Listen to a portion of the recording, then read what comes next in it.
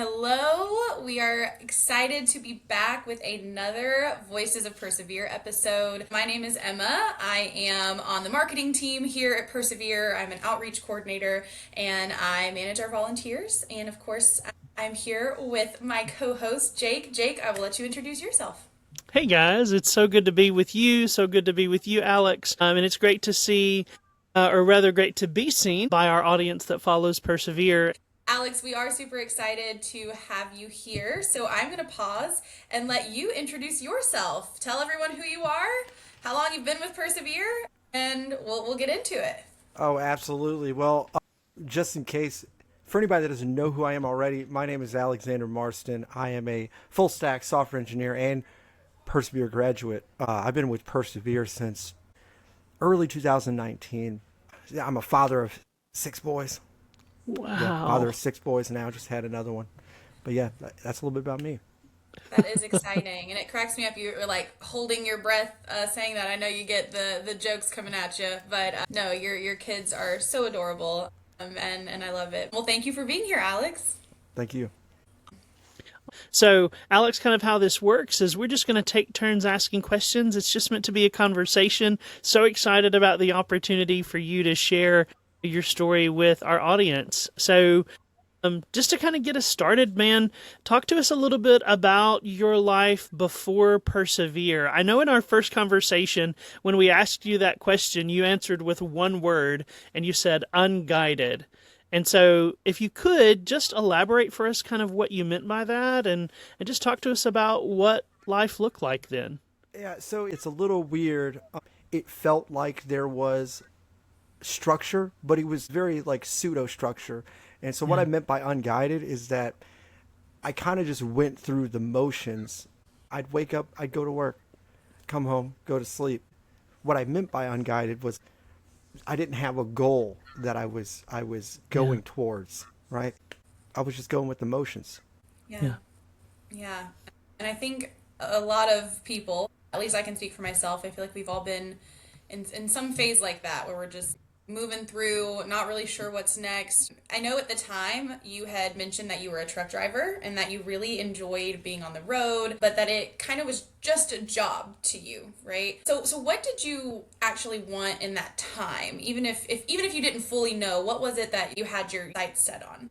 Entrepreneurship. I really, at the time, I wanted, it was, I'm still going through the motions. I wake up, do my job, get off, right? And, even if I was over the road out there driving and I wasn't physically back home, it was still the same thing. I'd wake up, do the work, which is drive, stop, go to sleep, wake up, do the work, which is drive, and then deliver, so on and so forth.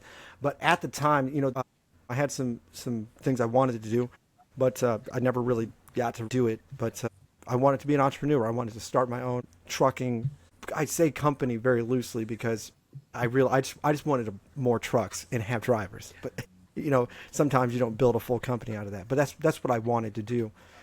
So take us to that next moment, right? One of the most beautiful things about this podcast is we allow people to highlight their journey from being justice impacted to the places that they are right now, which for you is an instructor for us and doing all of those great things. In fact, your story is so phenomenal that it's highlighted on our website.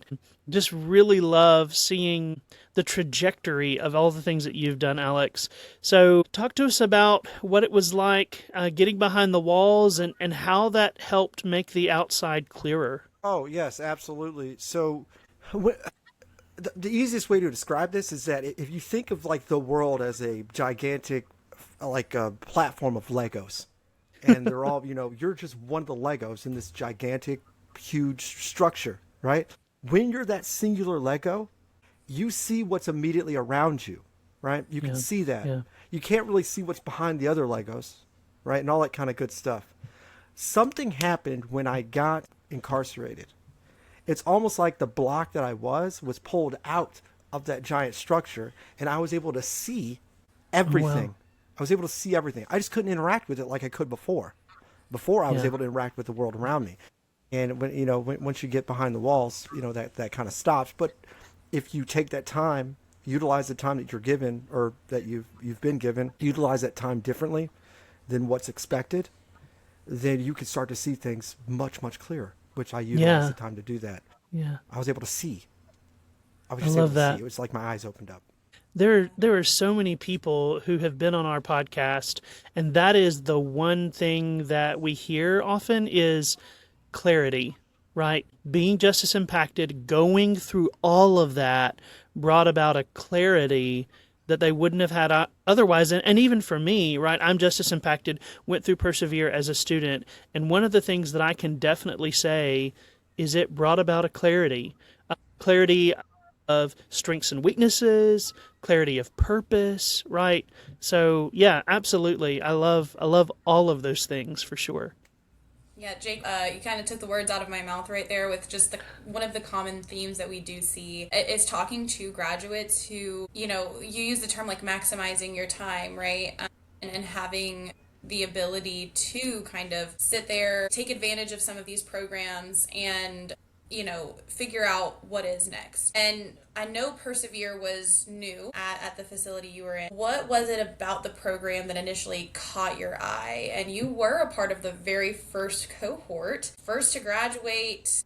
Tell us just about that. Yeah. So whenever they first got there, and I got to meet Stacy, which was awesome. But whenever they first introduced the program, I decided at that very moment I wanted to be the first one to sign up. I wanted to be the first one in the class. I had to do it, and the reason for is because I've always been around computers. I've always been around software, hardware. I've been around it all. I know how to build computers from the ground up. I know how to create software now from the ground up. But I've always been around it because my dad, he's a software engineer. He was a hardware engineer as well. My brother, he's an indie game developer. He likes to develop games.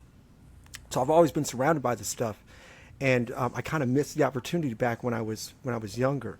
So when the opportunity presented itself again, it was almost like the cosmos was telling me, now is the time. You got to do it, right? So I jumped in it. I had to. I had no I love choice. that. I had to. Like Yeah. I felt I the think need. when those signs are right in front of you, right in front of your face, it's like a kind of a light bulb moment of like, okay, I need to take some action, a little sense of urgency here. And you know what? We're really glad that you did take that Yeah. and take those signs. For sure. One of the things you mentioned when we visited the first time, Alex, is that you and a few of the other guys that were in the program together, right, would go back to your cell, and after class you would kind of quiz one another and just talk about code and ask each other questions to keep everybody's skills sharp. Where did that hunger come from? And you talked about that just a moment ago with urgency, but where did that drive come from? Yeah, it got more intense as we got deeper into it. It really came from the want to solve a problem, and I feel like that reflects directly on what had happened, like being behind the walls, right? When you start looking inward, you see the good things, but you also catch the weaknesses and all the other things too. And because you have all this time, it almost like the problem solver starts to come out and develop in you, and especially if you want to do something about it, right? Not everybody wants to do something about it. I was lucky enough to be with really great guys that really wanted to do something about it. So we decided once we got started that we weren't going to stop until we were successful, period. So we got in there and just did it. We tested each other, we pushed each other until we got a grasp on it, until we succeeded. So I love that. You kind of talking about this journey of helping each other out. When we had spoken previously, you had mentioned that in your learning, once you reach that point, there's a moment where it all clicks. Can you describe to us what that moment felt like for you when you were learning to code? I know you had some experience prior. You had mentioned that you had been around tech, but what was it like in class when that moment that switch flipped? that's a difficult one to explain because it's something that happens. It's really internal. That's a hard one to explain. But like I could try. Let me try. So, whenever you're coding, right, especially at the very beginning, whenever you're trying to do this coding thing, right, it could seem like just none of the pieces are falling together, right? But I can almost take it back to the Lego analogy that I used before, right? You see all these different pieces that you don't necessarily know how they're going together, but they're together. You don't understand it because you're looking at one piece at a time.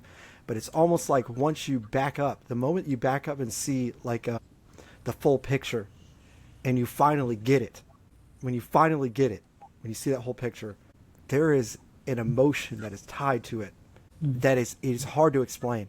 It's hard to explain. Yeah, I think these are the moments. I know I see you kind of nodding, Jake, and as someone who's gone through the program, those are probably things that you can relate to as well. That Yeah. moment of just, aha. Yeah. Alex, you'll be able to speak to this probably even better than I can, but I remember learning the pieces. I remember learning facts, and then I remember learning or understanding the architecture about how those pieces begin to fit together. And then it was almost like everything was streamlined. Yeah. Then it was easy for me to draw the diagram in my head and know, this is where the database sits, and then this is where you have your RAG system, and it just all began to make sense to me.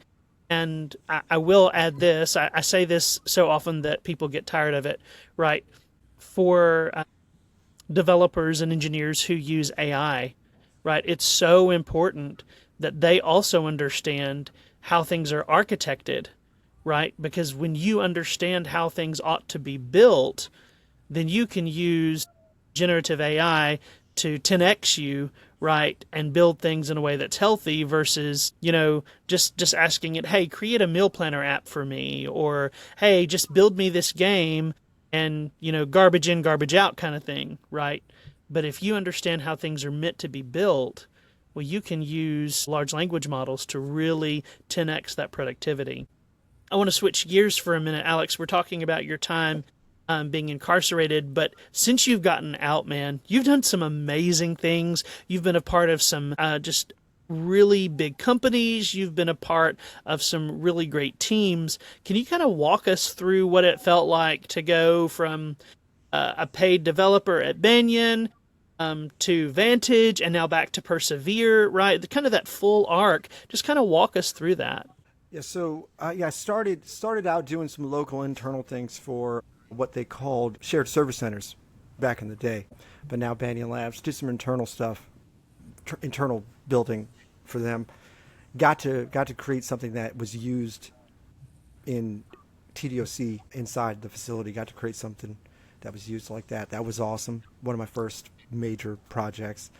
Ended up being able to work for some of the like a extremely large job boards company, Indeed.com. Got to work for them. By far, the best learning experience I've ever had was on the job. On the job, got to really see how a team works together. Then I got to go to Vantage, which really opened my eyes because it was outside of just straight web development, like I knew JavaScript, the normal stack that I knew.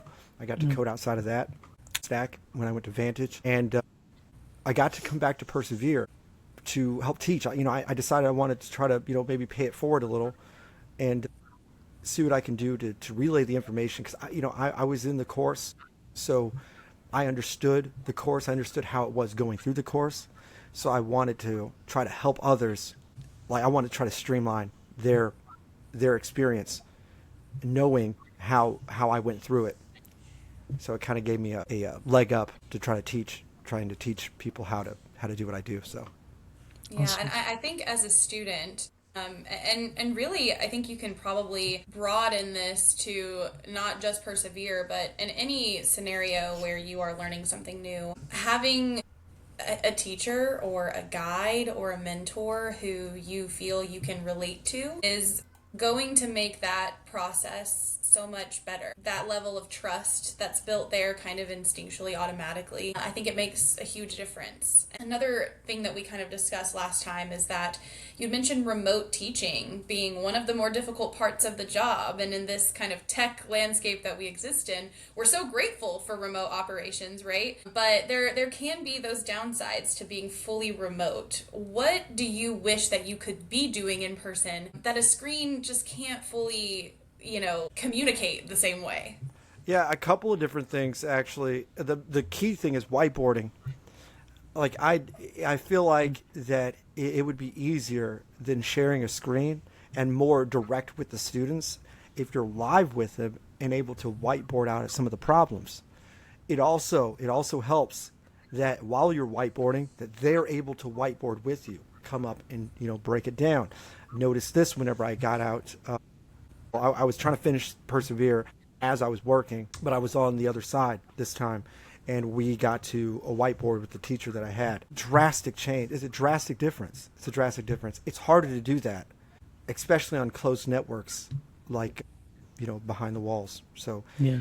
I Yeah. find that would be probably the number one thing I wish I could do. And then obviously helping students on their direct computers outside of digital, splash top type of thing. Yeah, for sure. I know that for a lot of our instructors that work behind the walls, we understand why things are air gapped, but it does make it more challenging, right? They don't have the YouTube videos for additional learning, they don't have the micro learning and those types of things. So it does make it a little more challenging. Man, I have to ask, you were talking to us about how your dad was an engineer, your brother is a developer for a game company, and you have all of this around you and you chose not to go into that field, right? And then behind the walls, you go into coding, right? You become a developer, you eventually become an engineer. When you told your dad that that's the path you had chosen, what did that conversation look like? I mean, there's some excitement. There's some excitement because we're doing something extremely similar. Like he's swapped up to interfacing now, but we understand each other. We Yeah. understand each other. It opens up new dialogue. We could talk about all types of stuff. If we got ideas, we bounce it off each other. That type of thing. So Yeah, I remember you mentioned in our previous call that for the first time you guys began speaking the same language, and right. I love that for sure. I think that's something I remember when I first learned, and I am the person on the call who does not have a tech background. Sorry. So much of this really is a foreign language to me because that is the way that coding is described, the different coding languages that exist. And when you understand those and know those, you're able to communicate with other people who understand those and know those, right? And it seems like that was the case with you and your dad. You said that there was a moment where you had told your dad, I really should have listened back when I was younger. What would you say to that younger version of yourself now? bro, bro. It's not always about the girls. That's what I tell him. Yes, you need to chill. Just yeah. Let's get into the code thing.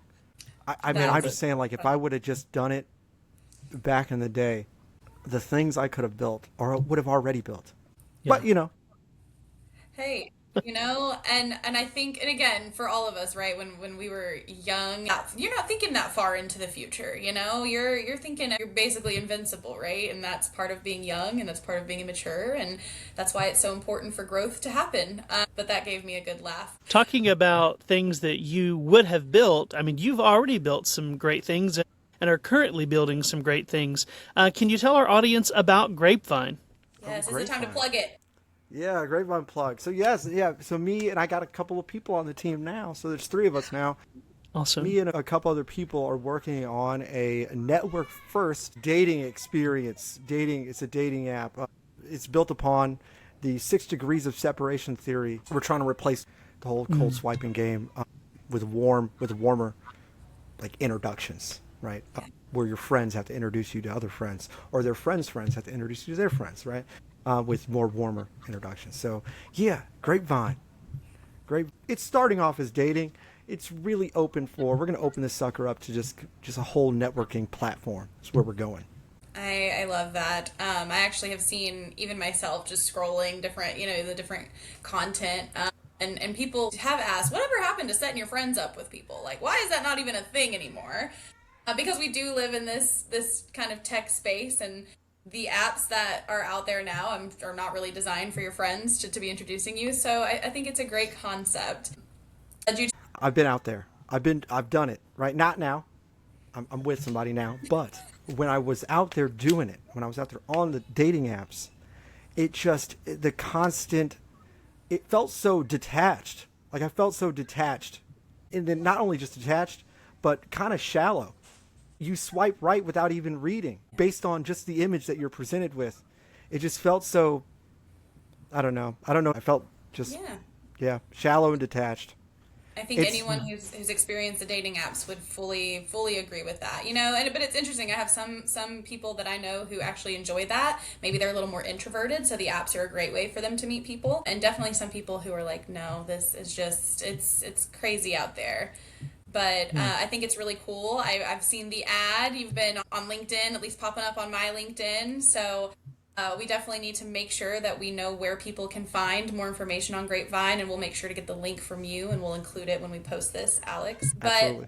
last question that I have about Grapevine is, what does it mean to you to be a founder for this? It kind of flashes me back to earlier in this conversation. You talked about being an entrepreneur even before coding. That was kind of on your mind. So what does it mean to be a founder, not just a developer, but someone who's building this?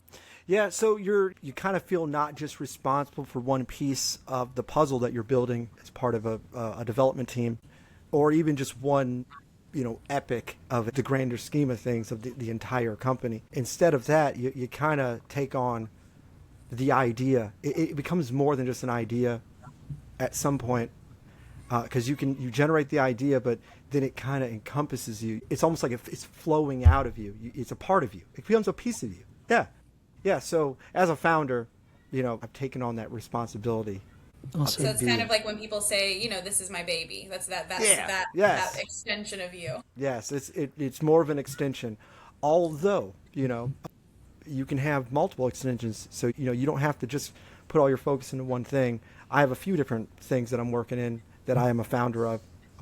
But yeah, absolutely. Awesome.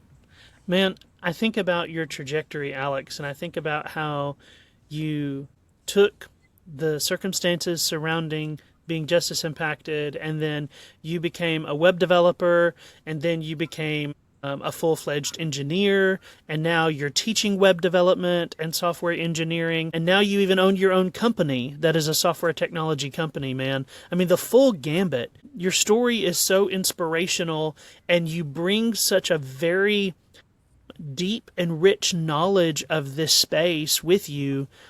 As I think about people who are just now beginning their persevere journey, people who are just beginning their coding journey, what advice would you give them?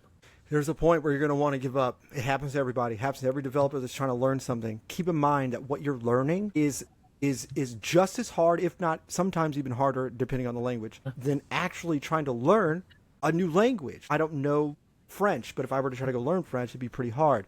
But Yeah. so it's kind of this. It's kind of the same thing when you're dealing with something you're very unfamiliar with. And like I was saying earlier, like some of these things you don't necessarily see lining up, but it's almost like Yeah. you're just trying to take in all the information. At one point you're going to want to just punch your computer. That's every developer, by the way. They all want Yeah, to punch their screens. for sure. You got to push through it. Push through that, because that's the moment when it's just about to click.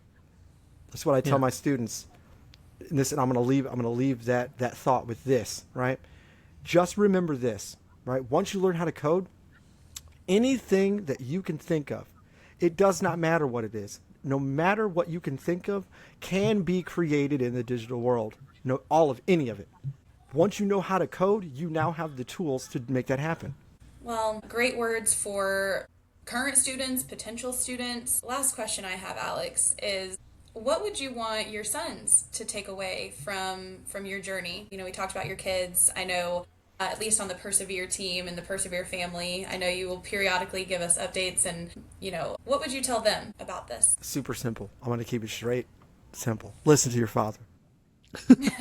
Listen, because I wish I would have. That's all I'm gonna say. If I'd have listened, I'd have already been in the coding game. But no, seriously though, that definitely listen to your dad. But I can echo what I just said. You don't give up. Failure is okay as long as you didn't give up, right? Yeah. Yeah. Yeah, You don't want to absolutely. fail just because you gave up. You know what I mean? Right. You gotta push through. If you fail, just get back up and try it again. That's what my LinkedIn. On top of my LinkedIn, there's a code that says, "While success isn't true, try and try again." It's written out in pseudocode, but that rings 100% true. It's 100% true, and I've experienced it. So I would tell them that, like, just don't give up because you feel like you can't do it. Just don't give up at all. Just keep Yeah, going. Well, I I don't love think that. I could have crafted a better ending message than that, honestly. So, Alex, we cannot thank you enough for your time today. We will make sure, like we said, to plug Grapevine into here. And if there's anything else before we go that you want to throw out there or mention, now would be the time. Yeah, just don't forget to hit that like and subscribe button. I'm kidding. I'm kidding. But yeah, no, No, we're that's. not kidding. I just want to thank you guys for letting me come on here, having me on here to speak. This has been a great experience. So thank you for that. Awesome. Awesome. Jake, any final words from you? No, every time I get to interact with some of our graduates who are doing great things, I'm always encouraged. It reminds me that the work that we're doing at Persevere matters, and it matters in a very big way. Alex, thank you for being vulnerable with your story, and thank you for your own mission, for what you're doing from the educational side of the house. And I'm excited to see what's next for you. You know, if Grapevine becomes what you're wanting it to be, I'm excited to see how that plays out. You're doing great things, man. Keep sharing your story, and just thank you for spending some time with us. Absolutely. And we appreciate anyone who tuned in and is watching. And if you are interested in learning more about Persevere and what we are doing, you can go to perseverenow.org, PERSEVERE now.org. And you can follow us on our different social media platforms as well. We appreciate it. Thanks, everyone, and we will talk soon. Awesome. Bye, guys.